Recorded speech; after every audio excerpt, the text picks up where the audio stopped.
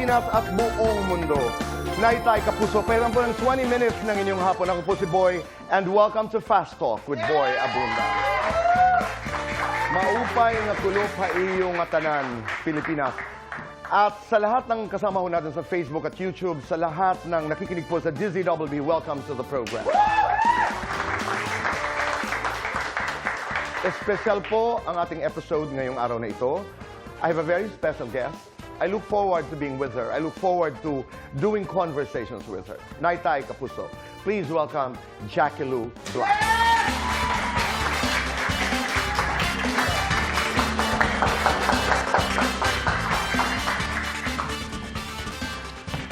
Hi. I don't want to say kumusta ka. When was that when I called you? I was thinking about you. I just called and I said, wala lang, naiisip lang kita. Yes, I know. First, when Mom passed, and then I think the day before you went to... I don't know. Yeah, naalala lang kita, sinabi ko. And then I said, I just want to call you and just tell you that I'm here, and I'm sorry that Ricky passed.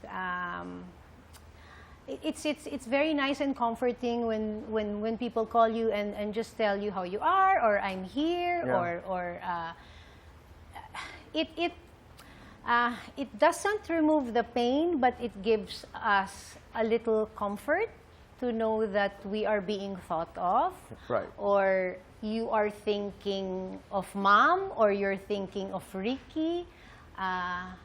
So it's a gift when people call and just say that they're there, like what you did to me. Thank you.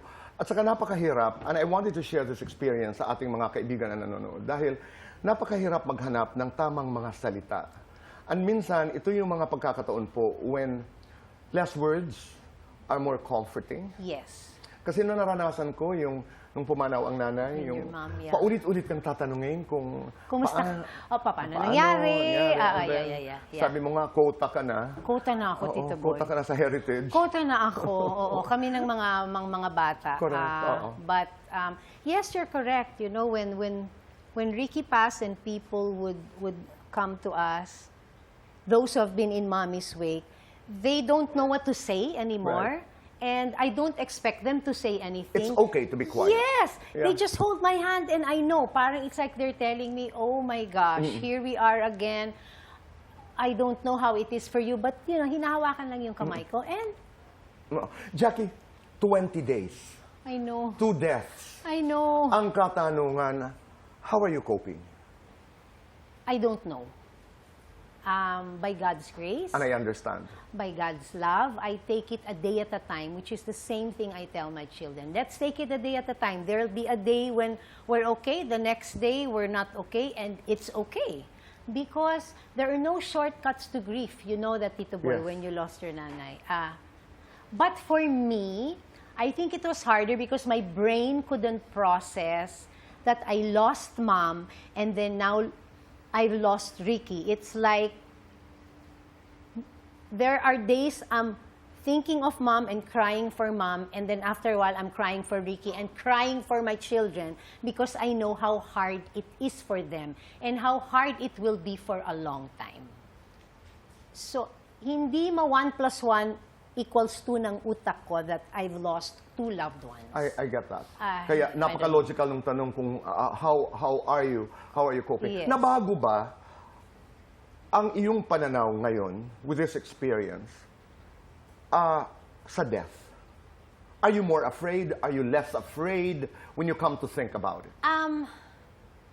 What I've realized is when you lose a loved one, even with my situation with Ricky, what is left is just love.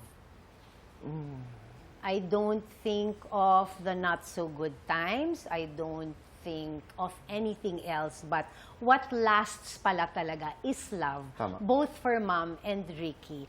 But I think I'm experiencing that more with Ricky because with Mom, I didn't have naman a separation of sorts. But with Ricky, I did. Although I'm happy that we got to a point where things were better. But pala, when there is death, all you remember is love. Yes. And love stays. And love stays. Maraming- It may be a different kind of love, but it's love that stays. Right. Jackie, iba't ibang paraan naming maalala si Mamita, si Tita Yes, Pilit. yes. I will miss her music. I will miss her laughter. I will miss her band. Bilang anak, what are you missing the most? I miss my mom calling me every day and asking me how I am. I miss how wonderful she smelled. Always, Tito Boy. I always looked forward to seeing Mom and smelling how wonderful she smelled. And that's one of the things that my mom has gifted me, because days after she passed, I smelled her perfume. And it was bittersweet. I was happy that I smelled it, but sad because wala na si Mom. I just miss Mom being there. Calling me, I miss her laughter, like you said. I miss conversations. I miss her making kwento of the things in the past, her love life. I just miss her. I know. miss her presence. And talking about love life, kayong mag-ina, pag nag-uusap kayo noon, anong hindi mo malilimutan, Jackie, na payo ng Tita Pilits? About love? About love, about men? Oh my gosh. Because she was one of the wisest women. Yes, You know that, yes, no? yes. One of the wisest women I've met in my life. At pag nagpapaliwanag, napakaklaro. At saka kasi pinagdaanan. Correct. So, Oo. diba? I think about love, she would just say, I remembered once, I had broken up. I think it was with Martin. Of course, many light years ago. But I was crying, and she goes, you know, Jack, sabi niya, just remember tomorrow is another day. Okay. The sun will shine tomorrow. Wouldn't you want to be there to welcome that day? I said, Mom, what if I still feel the same way? Then you just have to deal with it. Diba? Tomorrow, maybe... I can almost see the face of Tita Pilit Diba? say that. You just have to deal Yeah. with it. Kung hindi okay today, edi tomorrow it will be okay. Diba? That's what's stuck in my mind. It's like pain will be just temporary. Parang, yeah, it may be painful tomorrow, maybe it may be more painful, pero just deal with it. But be she was there. so positive. And it brings me... Very I know, positive. it brings me to that story. Alam niyo po, nung kami lahat lumalaki, dito sa Pilipinas at dito sa industriyang ito, you used to be called the little rich girl. You know, you were kidnapped by your own father. My own father, I know. Naalala mo? Yes, And I have naalala ko rin photos also. yung kwento na siya pa ang nagpaliwanag, si Tita Pilita pa ang nagpaliwanag sa'yo na you were kidnapped because he loved, di ba? He Remember? loved you so much. Oo, yun ang kanyang Yes. paliwanag. At pagkatapos mo bumalik, she chose to forgive. Yes. Sobra. You know, that for me is unconditional love, because I always say, my mom could have sent my dad to jail because I was kidnapped. But she didn't choose that path. She chose for me to know my dad and for me to grow up with my dad, because she would always say, kaya lang nagawa ng dad mo yon because he loved you too much, hindi na nakapag-isip. That moment when he just didn't make sense. And listen, she was the aggrieved party, ha? Diba? Pero siya yung nagpapaliwanag Exactly, na siya yung ito ang dahilan kung bakit nagawa. Oo, wag kang magalit sa tatay mo. Even when I was like 11 or 12, and I was saying, how come, di ba? And that was her explanation. And for that, I always say, I will be so thankful and grateful to my mom, because she could have looked the other way and I would not have known my dad. What a forgiving heart, no? Sobra. Kung ako yun, I don't know if I would be able to do that. Ako rin. Pero my mom, grabe naman. Immediate yun, ha? Because when Grabe. she was telling me that story, parang, ha? Kaagad. You know? Diba? Yung ang kanyang instinct was, what can we do? Yun, yung pag sinabi, yun? what can we do? What can we do? Mahal na mahal niya ang kanyang anak. Oo. Oo. Sobra. Jack, what's gonna happen to the gowns? To, to the lovely wigs? To the lovely wig. Huh? Actually, Oh my God, I was diba? telling Abam and Ivan na I haven't gone back to Mom's house yet. Tomorrow pa lang ako babalik. But what I Do want... you know it's gonna be hard? I know it's gonna be hard. I said nga, good luck to me tomorrow di ba? But I want her memorabilia to be in a specific place. I'm trying to talk to people here in Manila. Not all, but, at least some. And I want to do that in Cebu as well, because Mom was from Cebu. Oh. So I want to do that. Yeah. At her wigs, I'm thinking maybe if some of the kids want it, if they can use it. If not, I can donate it to the ones that make wigs for people who have cancer. Maybe I can do that. I don't know. It's a thought. Right. You know? I don't think my mom would want her things to go to waste. No. But if any of the kids want it, why not? But it makes sense.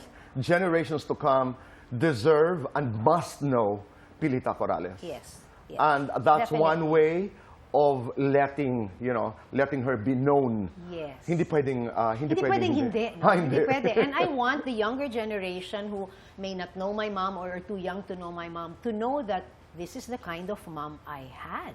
Yes. That she was not only known here, but known all over the world. This is the impact that she had. I want people to remember her because dapat lang. Yeah. Pinagmamayabang ko yung nanay ko, Tito Boy. Oo. Because of what she has achieved, the doors that she has opened for other artists, I want that to live forever. I want that. She deserves that. Of course. She deserves At para sa amin, maliban sa mahal namin, mahal ko, reyna namin siya. Diba? Oo, reyna namin siya. And Oo. she deserved that crown. Yes, I And know. she worked hard for that crown. Very, very And she had that massive, enormous talent to be called Asia's queen. Sobra. Of songs. Diba? Yung parang wow, diba? I want to share her to more people. Right now, as we talk, siguro nandyan lang, Mamita. For sure nandyan siya. She's probably Oo just naman. laughing. Oo naman. What I'm are you sure talking about? I'm sure she's saying, oy, okay, at least maayos ang makeup mo, nag-ayos ka. Nagagalit kasi sa akin, Tito Boy, pag hindi ako nagme-makeup o nagli-lipstick. Right. Eh. No, I understand again. Lagi yun. But what do you want to tell her right now as Oh we're my talking? gosh, I just want to say that I know you're happy, Mom, where you are. I know you're singing with Ricky there. I know you're singing songs with her there. I want to tell her that I miss her so much, but I will continue to honor her by sharing what she taught. And I want to tell her to hug my dad for me. And just to tell her how much I love her. And we were going to honor her by doing the best we can, by living our best life. Yes. Because that's what I know my mom would want. Right. And Ricky at the same time is for us to continue to live. Doesn't mean it's gonna be an easy journey, but we get up and we do what we need to do. Okay. Noong may sakit na si Ricky, alam ba niya na pumanaw na si Tita Pilits? That's number one. Number two, yung iyong necrological speech, your eulogy, will be remembered for a long, long time, not only in show business, but by this country. Was that spontaneous? What was planned there? What happened on the spot? Nais naming malaman ang kasagutan po. Yun nga sabi Sa ko. pagbabalik ng Fast Talk with Boy Abunda.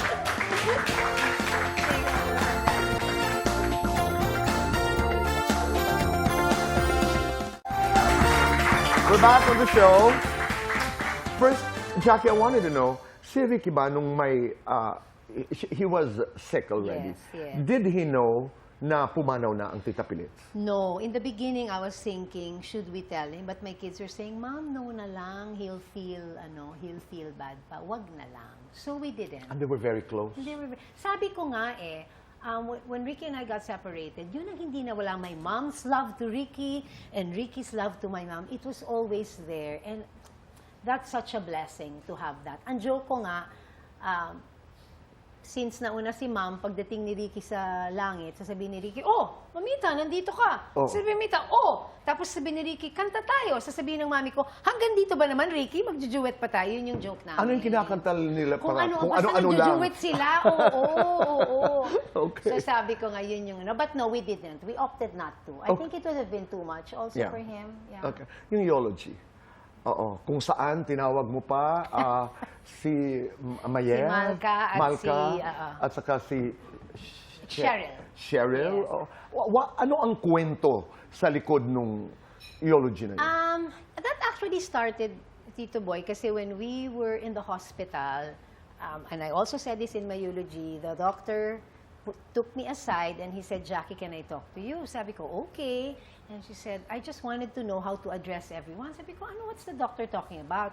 So sabi niya, you are, yes, I'm the wife, but yeah, we've been separated for long. And that girl in the red, sabi ko, that's Malca, that's Ricky's girlfriend. Yung isa, sabi ko, nanay naman yung youngest ni Ricky.